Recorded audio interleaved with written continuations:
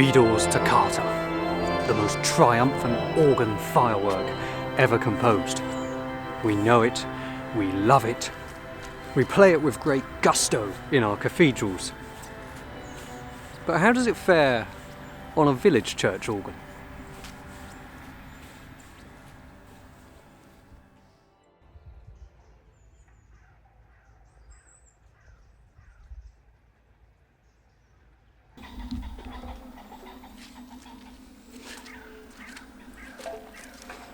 Oh, gently falling leaves, distant farm machinery.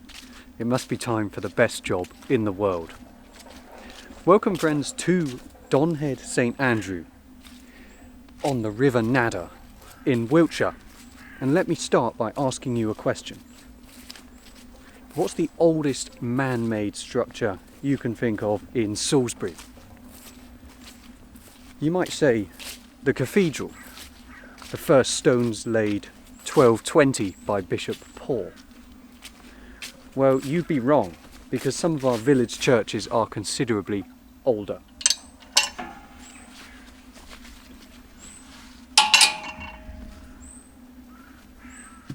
And Donhead St Andrew's Church is one of those buildings. In fact, about 400 years older than the cathedral. This is a building which goes back to the 9th century. And I can just see it through the trees.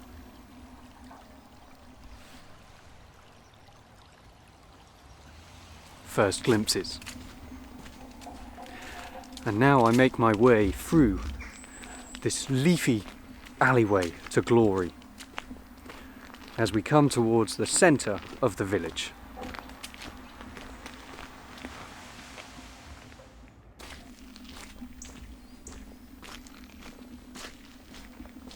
Passing Donhead House on this very damp street. The church is actually the lowest point in the village. Ironically, this is where the villagers are supposed to meet if there's a flood.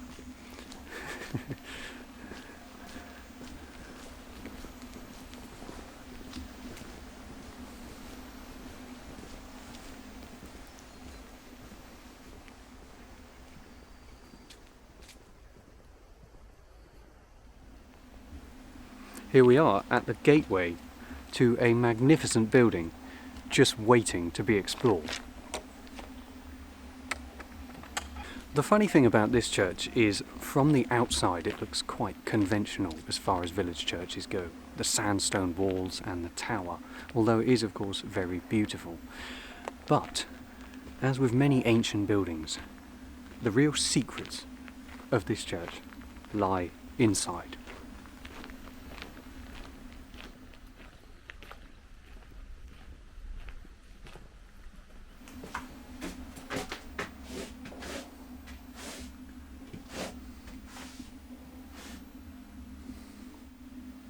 Step inside and things become rather, shall we say, angelic.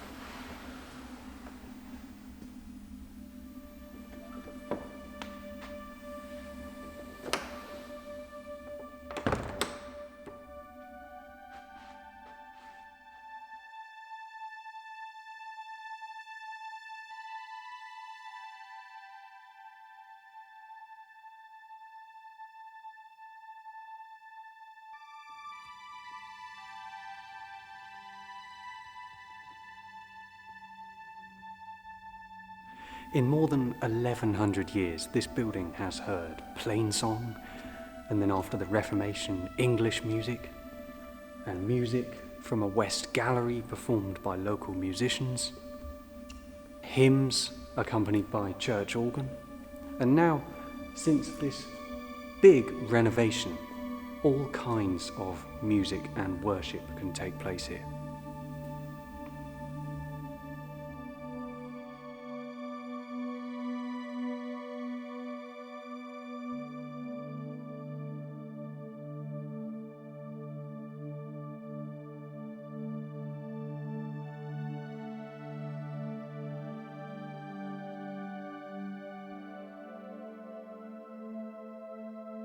Absolutely sublime.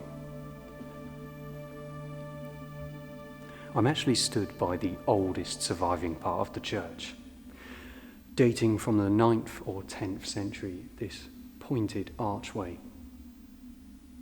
So people were walking through here before the masons even started work on Salisbury Cathedral. And you know how much I like hidden histories in these buildings. Well, come over to the south aisle. This is a copy of an oil painting by Peter Porbus, dating from the 1500s. The original was given to this church in the 1970s and it hung here for a while, but it was deemed to be too valuable to ever hang in the church again, and so it was removed. Probably a good idea, because I think immediately of the chained book at Great Durnford, which was stolen, and also of the Scutari cross at Wellow Church, which was given to Florence Nightingale and made out of old bullets. And that was unfortunately taken as well. So probably best that the painting of the Adoration of the Magi was also removed from the church. But what happened next was quite remarkable, because it was sold at auction, and I looked at the Christie's website and it made £20,000, and the funds were used to help restore the church. Also in the south transept we have this memorial to Captain John Cook, who was a resident for some time in Donhead, St Andrew. In fact, he had actually planned to retire here and live out the rest of his days in this village.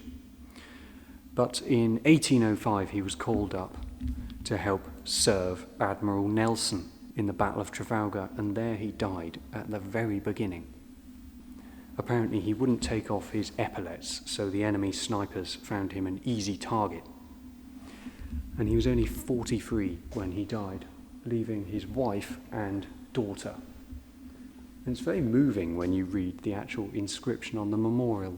It says, "Near this spot which he had chosen as his favourite retirement, and to which, having left it at the call of his country, he returned no more. And of his wife, oh, when she wakes at midnight, but to shed fresh tears of anguish on her lonely bed."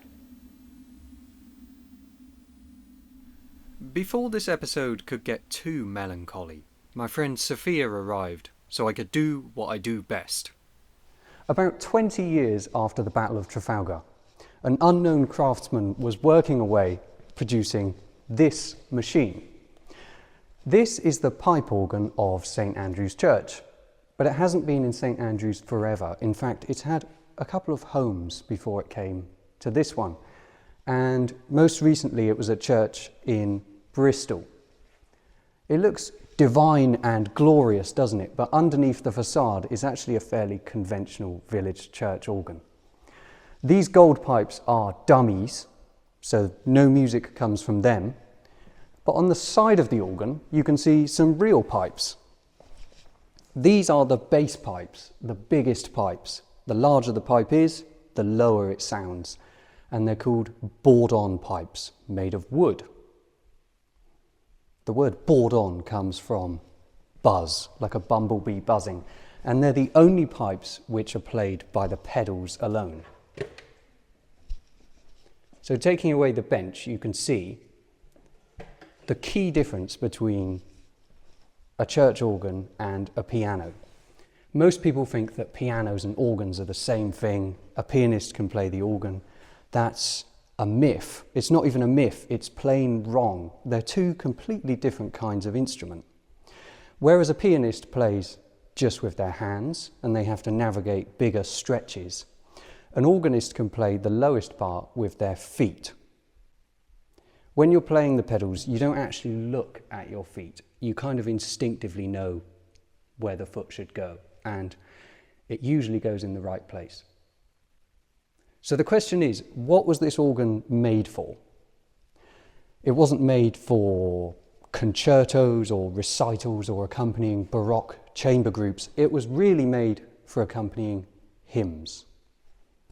Generally speaking, the pipe organ replaced a band of musicians who would have been up in a gallery there called the West Gallery. They would have been local people who played string instruments, who accompanied services up in that gallery, and they would have helped choose the music. So it's much more of a community affair. And if you've watched my Stinsford video, you'll know all about it. But these organs came in and they were the imposter. They replaced the group of musicians because it's much easier to control one organist than a group of rowdy string players. So let's switch this organ on and I'll play you a hymn.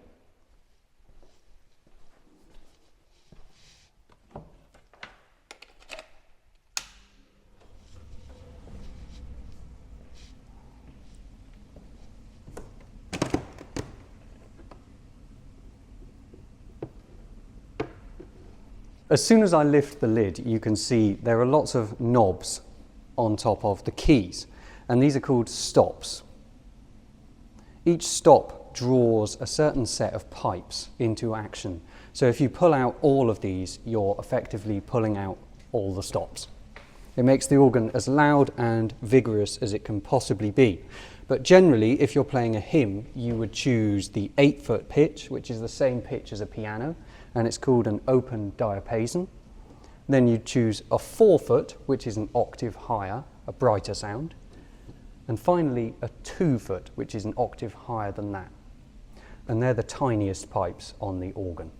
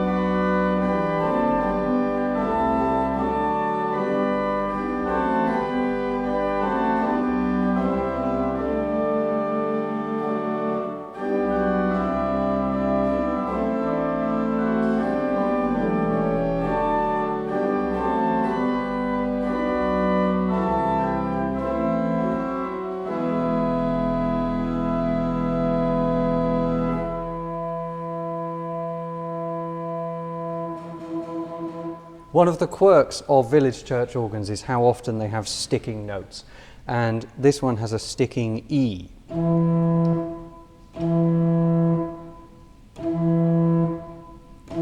And because we know organs have a sense of humour, it won't do it unless I'm playing. You have to work with instruments like this. They aren't perfect, and whatever you're asked to play, you will often have to adapt it to work on this particular organ or whatever organ you're playing.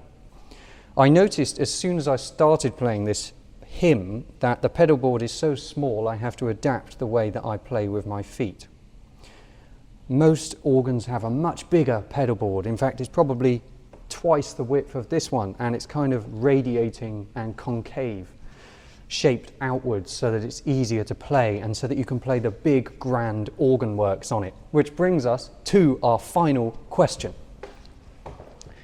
How do you play a piece like WIDOR'S Toccata on an organ like this? If a bride and groom ask you to play it for their wedding, you have two options. Either you declare that it's unplayable, in which case you'll be sacked and replaced with a CD player, or you do the honourable thing, which is to say, yes, I will play it, we can make it work, and you'll make it the most memorable day of their lives. And the way that you do that is by adapting the music. You can't play a piece that was written for a massive cathedral organ on a tiny instrument like this, unless you change it slightly. First of all, WIDOR'S famous toccata, the first pedal note of the tune is there. This organ doesn't have that note. This organ doesn't go up to top F. This organ only goes up to top C. So if you're going to play WIDOR'S Toccata on this organ, you're going to have to play the first note an octave lower, I'm afraid, but the effect still works. Secondly, WIDOR'S Toccata uses two keyboards. There's a passage near the end where you need to play one hand on one and the other hand on the other, and they actually cross over. What do you do when you've only got one keyboard? Well, you have to change it. It's just the way it is. Play something an octave lower, something an octave higher. Get over the problem. Nobody, trust me, will notice. I've played it so many times for weddings and nobody's ever commented that in the last few bars I played one of the passages an octave lower. So you're confronted with the prospect of playing WIDOR'S Toccata on a tiny one-manual village church organ. What do? Well, the first thing you do is you pull out the good old open diapason, principal and 2-foot piccolo. You prepare your hands and you can play the opening.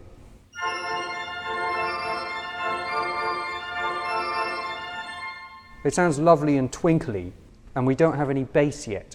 So you prepare your feet on the pedals, and for that we need some extra stops. We need the board-on pipes engaged, those big bass pipes around the side, and it sounds like this.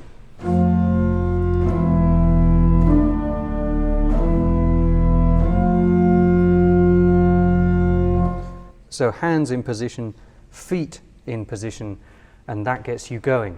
Before I play the piece, 2 other small things to say.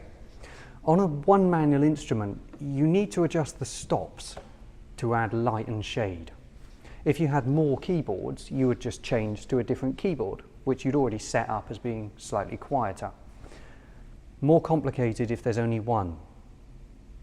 But what you have to do is quickly push a stop in to change the character of the sound, or push in 2 stops, and you get an effect like this.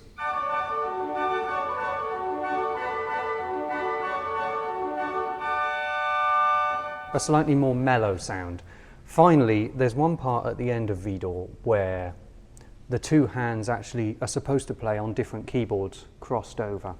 If I tried playing the music as WIDOR wrote it, it's a complete mess. Let me just show you.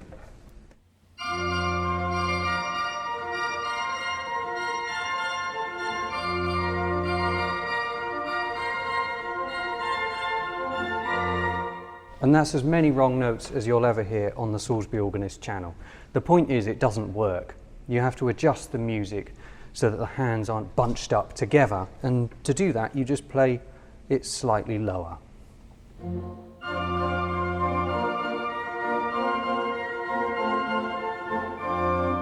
There you go. So once you've got that sorted, you can go ahead and perform WIDOR'S Toccata.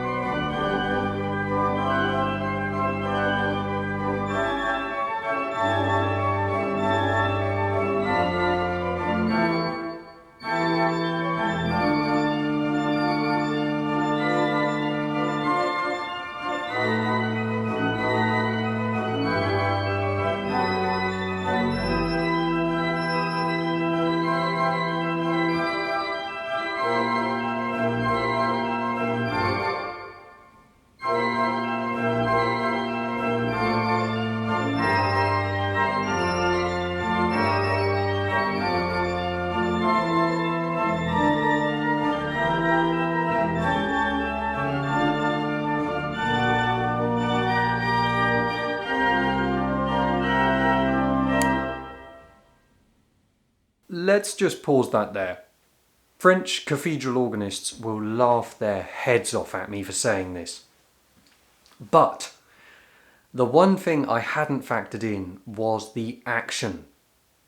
This organ has a mechanical action. It's sometimes called a tracker action. What that means is that pressing the key is directly linked to the mechanism that puts air into the pipe. It's like the difference between a car with powered steering and one without. But the effect is that after long periods of playing fast music, it becomes very strenuous. And the more I played, the worse it got.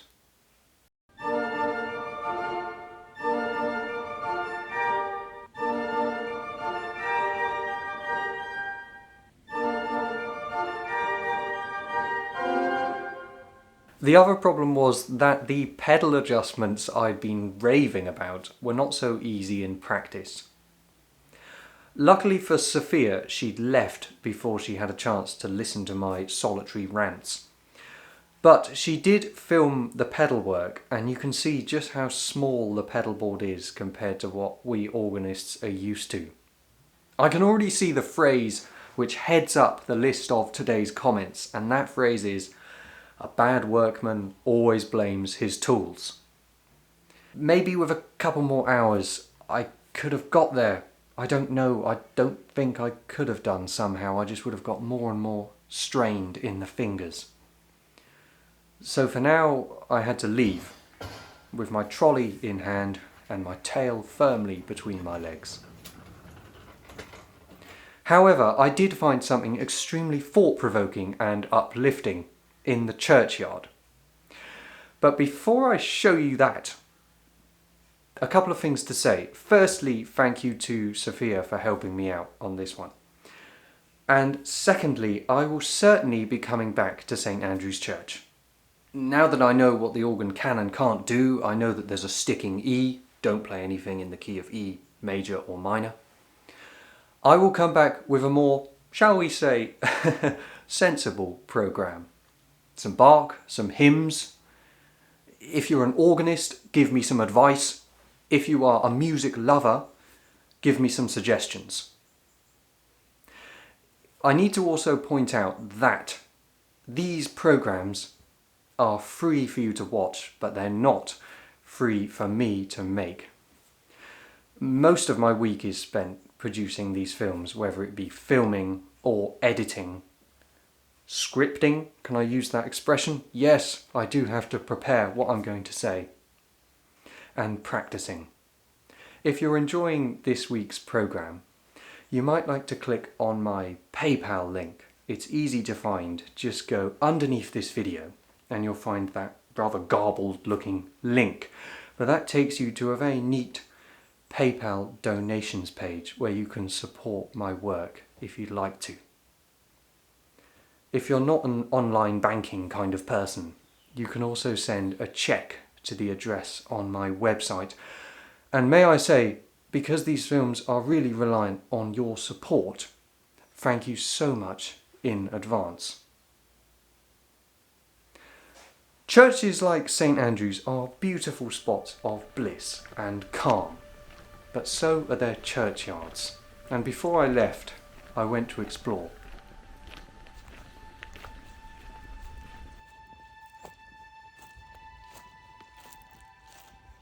At the very back of the churchyard, against a striking autumnal backdrop, there was a bench.